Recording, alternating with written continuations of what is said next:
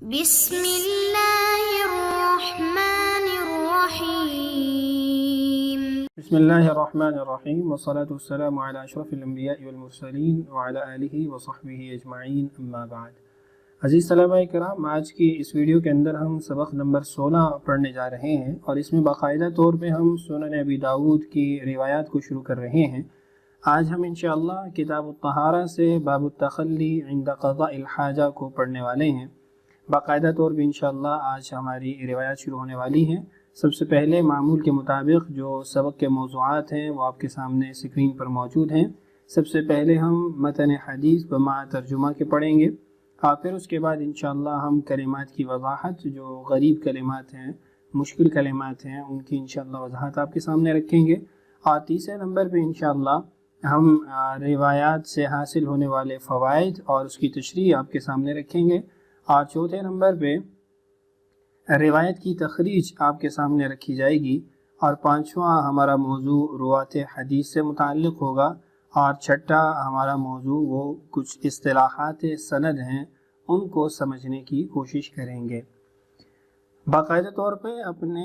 سبق کو شروع کرنے سے پہلے اور ان موضوعات پہ بات کرنے سے پہلے ابتدا میں اس بات کی وضاحت کر دینا ضروری ہے کہ ہم سنن ابی داؤد کے جو 4 مشہور روات ہیں ان میں سے کس راوی کی روایت کردہ کتاب کو پڑھنے جا رہے ہیں، اور مختلف نسخے ہمارے دیار میں رائج ہیں، اور مختلف نسخے وہ نسل در نسل منتقل ہوتے آئے ہیں، تو ہم کس نسخے کو پڑھنے جا رہے ہیں اس کی بھی تعین ضروری ہے۔ تو آپ کے سامنے اسکرین پر پہلے نسخہ کی تعین کر دیتے ہیں۔ جس نسخے کو پڑھنے جا رہے ہیں وہ شیخ عوامہ دعوت برکاتہم العالیہ کا ہے، جو انہوں نے ابن حجر رحمہ اللہ کے اصل نسخے کو بنیاد بناتے ہوئے دیگر 7 بنیادی نسخوں سے تقابل اور موازنہ کرتے ہوئے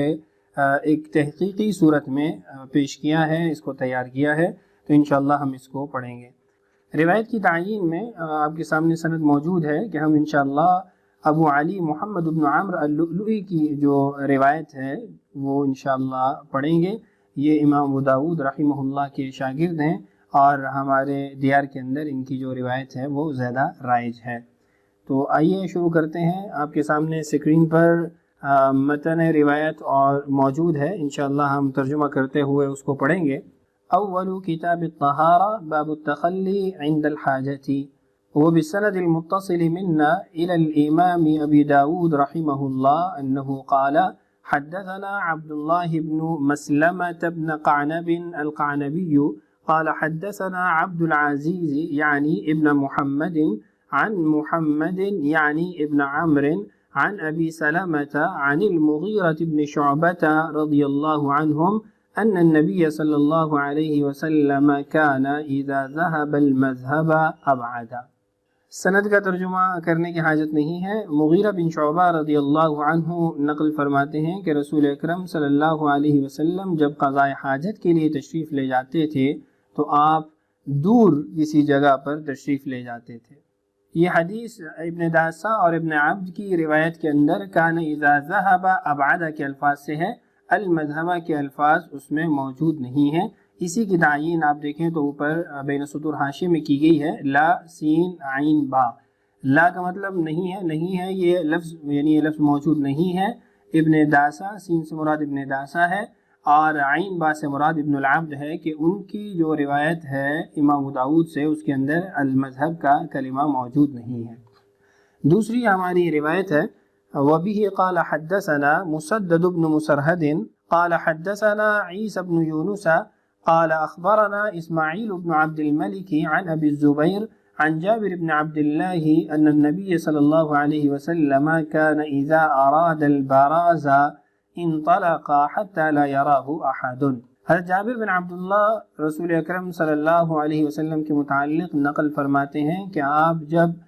قضاء حاجت کے لیے تشریف لے جاتے تو اتنا دور جاتے کہ آپ کو کوئی نہیں دیکھ سکتا تھا، یعنی جہاں آپ کو کوئی نہ دیکھے۔ تو یہ متن روایت ہے، ہمارے سامنے 2 روایات ہیں، اس کا ترجمہ بھی ہم نے پڑھ لیا۔ اب آگے چل کے اس سے متعلق جو دیگر ہماری مفید عناوین ہیں ان کو پڑھتے ہیں۔ سب سے پہلے کلمات کی وضاحت ہے۔ ہم ابتدا سے چل رہے ہیں تو ابتدا میں چند اصطلاحی الفاظ آ جاتے ہیں، جس میں کتاب ہے، کتاب الطہارہ ہم نے پڑھا، تو کتاب یہ مصدر ہے اور بمعنی مکتوب، لکھی گئی چیز، اور ابواب و فصول کے مجموعے کو کتاب کہا جاتا ہے۔ دوسری بات، الطہارہ، طہارت جو ہے یہ مصدر ہے اور معنی اس کا حسی اور معنوی صفائی دونوں کے لیے استعمال ہوتا ہے، اور اس کی جو شرعی تعریف ہے کتاب التعریفات للجرجانی، اس سے آپ کے سامنے اسکرین پر لے آتا ہوں۔ دیکھیے، الطہارہ فی اللغہ عبارت عن النظافہ، لغت کے اندر طہارت جو ہے یہ نظافت اس کے لیے تعبیر کیا جاتا ہے، بولا جاتا ہے، اور شریعت میں عبارت عن غسل اعضاء مخصوصۃ بصفۃ مخصوصۃ، مخصوص اعضاء کا دھونا مخصوص طریقے سے، یہ اس کی شرعی تعریف ہے۔ آگے جو اس کی تفصیلات ہیں کہ طہارہ عن الحدث، طہارہ عن الخبث، وہ آگے چل کے انشاءاللہ ہم حدیث کی تشریح میں بھی پڑھتے رہیں گے اور فقہ کی کتابوں میں بھی آپ اس کو پڑھ چکے ہیں۔ تیسرا لفظ ہے باب۔ باب داخل اور خارج ہونے کے مقام کو لغوی طور پہ کہا جاتا ہے، اور یہاں جو باب الطہارہ آپ پڑھ رہے ہیں یا دیگر کتابوں میں جو کلمہ باب آپ پڑھتے ہیں، اس سے مراد یہ ہوتا ہے کہ مسائل و جزیات وغیرہ میں داخل ہونا۔ عام طور پہ اس کو نوع کے معنی سے بھی بیان کیا جاتا ہے کہ ایک نوع کی جو روایات یا باتیں ہوتی ہیں آپ ان کو اس کے تحت جمع کر دیتے ہیں۔ تو باب ایک نوع ہے جس کے نیچے ایک ہی موضوع سے متعلق جو ہے وہ جزیات اور مسائل آ جاتے ہیں، روایات اور احادیث آ جاتی ہیں، اور کتاب کہتے ہیں مختلف ابواب اور فصول کے مجموعے کو، یعنی کتاب کے تحت مختلف ابواب بھی آ جاتے ہیں، مختلف فصول بھی آ جاتی ہیں۔ مزید الفاظ دیکھیے، التخلی، باب التخلی عند الحاجہ، باب تفاعل کا مصدر ہے اور معنی اس کا بول و براز کے لیے تنہائی اختیار کرنا ہے۔ دوسرا لفظ ہے المذہبہ۔ المذہب یہ ذہبہ سے اسم ظرف بمعنی جانے کا مقام، یا پھر یہ مصدر ہے بمعنی جانا۔ اور البراز، با پر فتحہ اور کسرہ دونوں درست ہیں، کھلی اور درخت وغیرہ سے خالی جگہ کو کہا جاتا ہے، کنایتاً پیشاب پخانہ کے لیے بھی مستعمل ہے۔ ابن الاسیر الجزری رحمہ اللہ نے اس کی وضاحت اپنی کتاب کے اندر کی ہے۔ یہاں پر یہ جو بات کی ہے کہ با پر فتحہ اور کسرہ دونوں درست ہیں، یہ جوہری اور صاحب قاموس کی رائے ہے، جبکہ علامہ خطابی رحمہ اللہ جو معالم السنن کے نام سے ابو داود کے شارح بھی ہیں، انہوں نے یہاں پر اس بات پر نکیر کی ہے کہ با پر کسرہ جو ہے یہ درست نہیں ہے، با پر فتحہ ہی درست ہے، اور با پر فتحہ درست ہونے کی وجہ اور کسرہ غیر درست ہونے کی وجہ یہ ہے کہ کسرہ کے ساتھ یہ باب مفاعلہ کا مصدر بنتا ہے، اور باب مفاعلہ سے جب یہ مصدر بنتا ہے تو اس کا مطلب مبارزت ہے، یعنی لڑائی میں مقابلہ کرنا ہے، جو کہ یہاں مراد نہیں ہے۔ لیکن جوہری وغیرہ نے اس بات کی وضاحت کی ہے کہ براز اور بیراز دونوں درست ہیں، اور بیراز یعنی کسرہ کے ساتھ اس کے دونوں معنی آتے ہیں، مقابلہ، مبارزہ بھی اس کا معنی آتا ہے، اور غائط کے معنی میں بھی استعمال ہوتا ہے، یعنی انسان کے بدن سے جو فضلہ نکلتا ہے اس کے لیے بھی یہ مستعمل ہے۔ تو یہ کلمہ مشترک ٹھہرا دو معنی میں، ایک تو فضلہ کے اخراج کے لیے اور دوسرا مبارزت اور مقابلہ کے لیے۔ بہرحال تفصیل اس کی آپ کے سامنے رکھ دی ہے۔ اس کے بعد آگے تشریح و فوائد کے حوالے سے کچھ باتیں موجود ہیں۔ ایک تو یہ کہ قضاء حاجت کے آداب کا بیان ان روایات کے اندر ہوا ہے۔ دوسرے نمبر پہ 24 ابواب امام ابو داؤد رحمہ اللہ نے قضاء حاجت کی آداب کے حوالے سے ذکر کیے ہیں، جس سے آپ اسلام کی جامعیت کو دیکھیں کہ اسلام وہ انسان کی بنیادی ضرورتوں کو بھی تفصیلی طور پہ بیان کرتا ہے، اس کے آداب اور اس کے لیے جو ایک بہتر طریقہ ہے اس کو واضح کرتا ہے۔ اسی طرح یہاں ہم نے ایک بات یہ بھی سمجھی ہے روایات کے اندر کہ تستر اور دوری دو علیحدہ آداب ہیں، یعنی انسان کا پردے کے اندر قضاء حاجت کرنا، اپنے سطر کو چھپائے رکھنا، یہ علیحدہ ادب ہے، علیحدہ حکم ہے، اور دور جانا لوگوں سے یہ علیحدہ ادب ہے۔ دور جانے کا مقصد یا جو اس سے فائدہ حاصل ہوتا ہے وہ یہ ہے کہ انسان کو سبکی نہ اٹھانی پڑے، پریشانی نہ اٹھانی پڑے، اور اس کی بو سے اور آواز سے وہ انسان دوسرے انسان کو اذیت نہ پہنچے۔ اس بات کی وضاحت بذل المجہود کے اندر کچھ یوں کی گئی ہے، فدل هذا الحديث وامثاله على ان الادب لمن يريد قضاء الحاجه ان يتباعد عن الناس حتى لا يرى شخصه ولا يسمع صوت ما يخرج منه من الريح وان كان التستر يحصل بالقرب۔ یہاں پر ایک خوبصورت اقتباس آپ کے سامنے رکھنا بھی ضروری سمجھتا ہوں عارضۃ الاحوزی سے، چونکہ وہاں پہ مصنف نے 30 آداب قضاء حاجت کے وہ نقل کیے ہیں، چونکہ وہ روایات سے ثابت ہیں، تو آگے ہماری آنے والی جو روایات ہیں احادیث ہیں ان کے اندر بھی اس کا بیان آ جائے گا، لیکن یہاں پر ایک ہی سلائیڈ کے اندر آپ کے سامنے عارضۃ الاحوزی سے اس کو نقل کر دیتا ہوں۔ یہ جلد نمبر 1 ہے، صفحہ نمبر 26 اور 27 ہے۔ ایک ادب کا پڑھنا تو میرے لیے مشکل ہے، میں یہاں پر آپ کے سامنے اسکرین پر اس کو زوم بھی کر دیتا ہوں تاکہ آسانی سے آپ اس کو نقل کر سکیں اور سمجھ سکیں۔ اس کے بعد انشاءاللہ ہم اگلی سلائیڈ کی طرف بڑھتے ہیں۔ یہ ابتدائی دیکھیے جملۃ الآداب کثیرہ یہاں سے شروع ہو رہا ہے، اور یہ نیچے آپ کے سامنے اس کے مکمل تفصیل موجود ہے۔ الموفا 30، یہ 30 نمبر ان یستبرئ نفسہ، تو آپ کے سامنے اسکرین پر میں نے زوم کر کے یہ آداب رکھ دی ہیں، آپ ان کو نوٹ کر سکتے ہیں۔ آگے بڑھتے ہیں۔ آگے ایک اشکال ہے جو کہ ابو داؤد کی ہی حدیث نمبر 12 سے پیدا ہوتا ہے، باب الرخصۃ فی ذلک کے اندر یہ منقول ہے۔ وہ اشکال کیا ہے کہ عن عبد اللہ بن عمر رضی اللہ عنہما قال لقد ارتقیت یوما علی ظہر البیت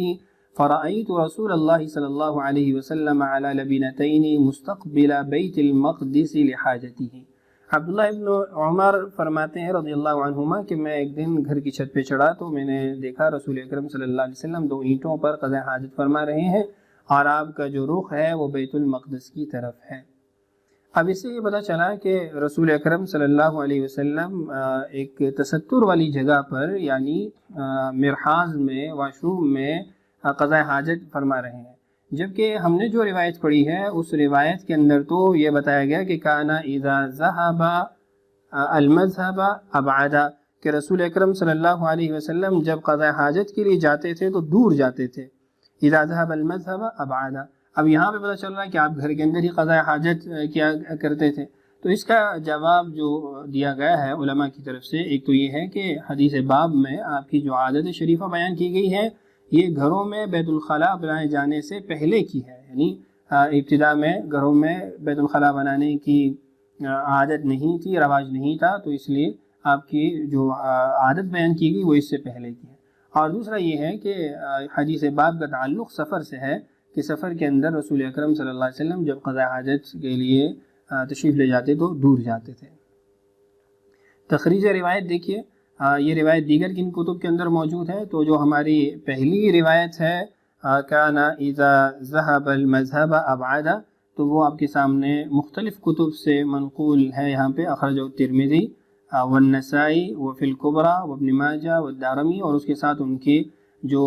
حدیث نمبر ہے وہ بھی موجود ہے، جلد نمبر کی تعین بھی موجود ہے، اور بعض ائمہ نے جو اس پہ سندن کلام کیا یا حکم لگایا ہے وہ بھی آپ کے سامنے اسکرین پر موجود ہے۔ دوسری حدیث کی تخریج اس کو دیکھیے، اخرجہ ابن ماجہ والدارمی وابن ابی شیبہ، آگے وعبد بن حمید والحاکم والبیہقی، اور آگے اس کی جو سند ہے اس سے متعلق بھی کلام موجود ہے، تو حدیث کی تخریج بھی آپ کے سامنے آ چکی ہے۔ یہاں پہ طرق تحمل حدیث کے حوالے سے بات کرنا ابتدا میں اس لیے ضروری ہے کہ سند کو ہم نے پڑھنا شروع کیا ہے، آپ اس کو اصول حدیث میں تفصیلی طور پہ پڑھ چکے ہیں، اس لیے میں یہاں تفصیل بھی ذکر نہیں کروں گا، میں صرف یہاں آپ کے سامنے اسکرین پر ایک خلاصے کی صورت میں خوبصورت نقشہ رکھ دوں گا تاکہ آپ اس کو دوہرا لیں، ذہن میں مستحضر کر لیں، اور آپ کے لیے حدیث کی سند کا سمجھنا آسان ہو۔ پہلی بات تو اس کی وضاحت کر دوں، وبہ قال حدثنا کا مطلب کیا ہے، تو وبہ قال حدثنا کا مطلب یہ ہے کہ وبالسند المتصل منا الی المصنف، ہماری جو سند ہے اس کے 2 ٹکڑے کیے جا سکتے ہیں، ایک یہ کہ ہم سے مصنف تک، اور مصنف سے رسول اکرم صلی اللہ علیہ وسلم تک۔ مصنف سے رسول اکرم صلی اللہ علیہ وسلم تک جو سند ہے وہ تو ہم ہر حدیث میں پڑھیں گے، ہمارے سامنے جو روات ہوں گے ان کے جو ہے نام موجود ہوں گے، لیکن جو ہم سے لے کر مصنف تک کی سند ہے وہ تو ہم نہیں پڑھ سکتے بار بار، تو اس کو پھر وبالسند المتصل منا الی المصنف کے کلمات سے ادا کیا جاتا ہے، اور پھر اس جملے کو بھی مخفف کر دیا جاتا ہے، وبہ قال حدثنا، یعنی ضمیر کا جو پھر مرجع ہے وہ پھر السند المتصل منا الی المصنف کی طرف ہے۔ دوسرا تحمل اور اداء حدیث کی جو اقسام ہیں وہ آپ کے سامنے صرف نقشے کی صورت میں رکھ دیتا ہوں، آپ اس کو خود پھر ملاحظہ بھی کر لیں، یاد بھی کر لیں، میں اس پہ کلام نہیں کرتا، وقت بہت زیادہ ہو چکا ہے۔ یہ آپ کے سامنے اسکرین پر موجود ہے کہ طرق التحمل بنیادی طور پہ 8 ہیں. السماع من لفظ الشیخ ہے، القراء علی الشیخ ہے جس کو العرض بھی کہا جاتا ہے، الاجازہ بھی ہے. آگے اس کی صورت کیا ہوتی ہے، تعریف کیا ہے وہ بھی موجود ہے، رتبہ کیا ہے، حکم کیا ہے، انواع کیا ہے وہ بھی موجود ہے، اور ان کو کن الفاظ سے ادا کیا جاتا ہے وہ بھی آپ کے سامنے موجود ہے. چوتھا المناولہ ہے، پانچواں الکتابہ ہے، چھٹا الاعلام ہے، ساتواں الوصیہ ہے، اور آٹھواں الوجادہ ہے. یہ بنیادی طور پہ 8 طریقے ہوتے ہیں حدیث کو کسی سے لینے کے اور حدیث کو آگے ادا کرنے کے. روات حدیث کا تعارف ہے، چونکہ ہماری جو دورانیہ ہے ویڈیو کا یہ زیادہ ہو چکا ہے، ہم اس کو اگلی ویڈیو پہ محمول کرتے ہیں. اگلی ویڈیو میں انشاءاللہ ہم روات حدیث کا تعارف پڑھ لیں گے. آپ کے سامنے میں نے خلاصہ رکھ دیا ہے، جو ابھی تک کا سبق ہے اس سے متعلق جو پوائنٹ ہیں وہ آپ نوٹ کر لیں. تخلی سے مراد قضاء حاجت کے وقت تنہائی اختیار کرنا، جو شریعت کا پسندیدہ ادب ہے. نیچے بھی اس کے مختلف پوائنٹس موجود ہیں جو سند سے متعلق ہیں، تو وہ انشاءاللہ ہم اگلی ویڈیو کے اندر پڑھ لیں گے. سوالات بھی آپ کے سامنے موجود ہیں. ان 4 سوالات کے جوابات آپ نے پڑھے گئے سبق سے ادا کرنے ہیں. اگلے سبق میں انشاءاللہ ہم باب الرجل یتبوأ لبولہ اس کو بھی پڑھ لیں گے، اور اس کے ساتھ ساتھ اپنے اس سبق کی جو سند ہے اس پہ بھی کلام کریں گے. اللہ تعالی ہم سب کا حامی و ناصر ہو. السلام علیکم ورحمۃ اللہ وبرکاتہ.